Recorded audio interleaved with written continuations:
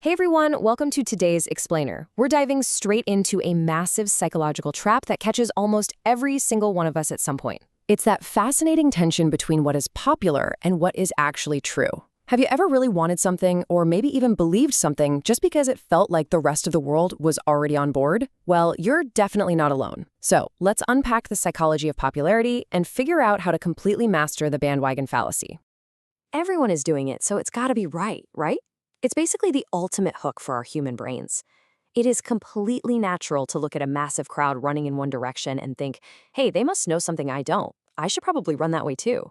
But the core question we really need to ask ourselves today is whether that urge actually makes any logical sense. Does the sheer number of people doing something automatically make it the absolute correct thing to do? Let's get right into it with Section 1, Tricky Talk Number 2, the bandwagon fallacy. The bandwagon fallacy is one of those concepts that sounds simple, but is actually incredibly deceptive. Basically, it's believing something is true or good just because a ton of other people believe it or do it. It's a mental shortcut.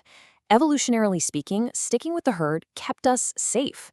If everyone else is suddenly running away from a rustling bush, you don't stick around asking for a peer-reviewed study, you just run. But fast forward to today, and we're still using that same wiring. Instead of evaluating the actual evidence, we look at the crowd. We kind of mistakenly use popularity as a substitute for real proof. We hear folks say, hey, everyone thinks this, so it has to be true, and we just swallow it whole. The thing is, our brains absolutely crave for majority opinion and popularity to be the exact same thing as objective evidence and functional needs. But they're not. They are entirely different things. Relying on the crowd doesn't magically give your decision any actual weight when it comes to the facts. The functional reality of a situation doesn't just bend simply because a lot of people really wish it would. Okay, moving on to Section 2. Let's look at a micro-example, the sneaker trap. Picture Emily. A brand new type of sneaker hits the market and suddenly, literally everyone in her class is wearing them. Naturally, she desperately wants a pair. But if you actually ask her why, her entire argument just boils down to, well, everyone else has them. She sees those identical shoes everywhere and just assumes that popularity equals the absolute best choice for her. She is caught squarely in the bandwagon fallacy. But then her mom steps in with a much-needed reality check. She runs through a brilliant critical thinking checklist. 1, are they actually comfortable? 2, do they fit your feet well? And 3, are they honestly the best shoes for you? Notice what she did there? She completely ignores the crowd and redirects the focus straight back to functional needs. It's a seriously effective mental checklist that we can all use anytime we feel that sudden urge to just conform. Because here is the real takeaway.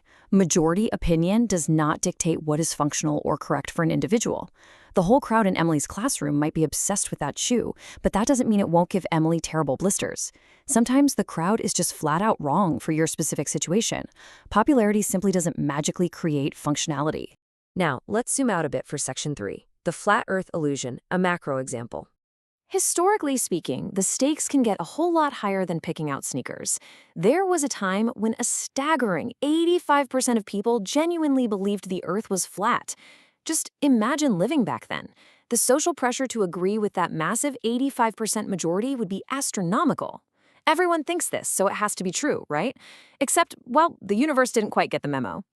And that's because widespread belief does not equal factual truth. It really doesn't matter if 85% or 95% or even 99% of people believe in an illusion. The Earth literally did not physically flatten itself just because millions of people essentially voted that it was flat. Truth operates completely independent of social trends. The crowd, no matter how massively huge it is, can still be entirely wrong. Which leads us perfectly into Section 4, becoming a super reasoner. The ultimate goal here is this. A super reasoner knows to think for themselves, critically evaluating information completely independently of social trends. A super reasoner never lets the crowd do their thinking for them. When everyone is sprinting in one direction, they actually stop. They pull out their mental checklist and they evaluate the objective evidence. Now, they don't hate the crowd, they just don't rely on it to hand them the truth. So as we wrap up this explainer, I want to leave you with a bit of a challenge. The next time the crowd is running hard in one direction, are you going to just follow them? Or will you pause to ask for the evidence? Try applying this framework in your own life this week. Stop the bandwagon and be the super reasoner. Thanks so much for joining me, and I'll catch you next time.